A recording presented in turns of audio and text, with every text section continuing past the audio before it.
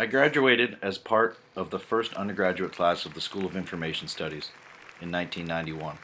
At that time, I chose to take a job with J.P. Morgan in New York City. I never intended a career in finance, but I thought it was a good place to gain skills so that I might make a difference elsewhere at another time. But with promotion came more opportunities, and after 20 years, I was still working in finance. On December 14, 2012, we were all shocked to see the images from Newtown, Connecticut. Breaking news on TV of children running, of parents panicking, of police conferencing, of a town and a nation mourning. Many people were outraged by the shootings, and many fingers were pointed. In my view, we all failed those children and teachers that day. We are all, after all, the government of the people, by the people, for the people.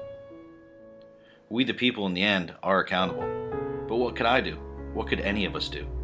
So, like many other concerned citizens, I wrote a letter expressing my views and then went about emailing this letter to my elected representatives. The President of the United States, the Vice President of the United States, a Senator of the United States. Oddly, just finding these 3 email addresses and sending my letter took more time than writing the letter itself. I wondered what other elected officials were representing me, so I Googled it. Even this search failed to list my local representatives. Another Google search uncovered more names. It turns out in New York City, I have 13 elected officials who are supposed to be representing my interests. Yet, I do not know them. Think about it. Do you know how many elected representatives you have? Can you name your elected representatives or even their office titles? Do you have any idea how to reach them? By mail, phone, email, Facebook, Twitter? It became clear that we the people do not have an effective communication system linking us to our government. Think about the information tools available in other areas. Finance has E-Trade. Consumer goods has Amazon. Groceries has Fresh Direct. Dating has Match.com.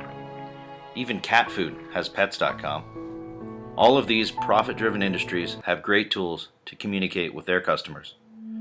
We the people are the customers of our government, yet we the people don't even know who is in office, and we know even less about those running for office seeking our votes. I decided I need to focus my skills developed in a career in finance to build tools for better democracy. I applied and returned to Syracuse University, enrolled in the graduate program at the iSchool. Working with faculty, I started designing the screens and the databases that would make a digital dashboard for democracy.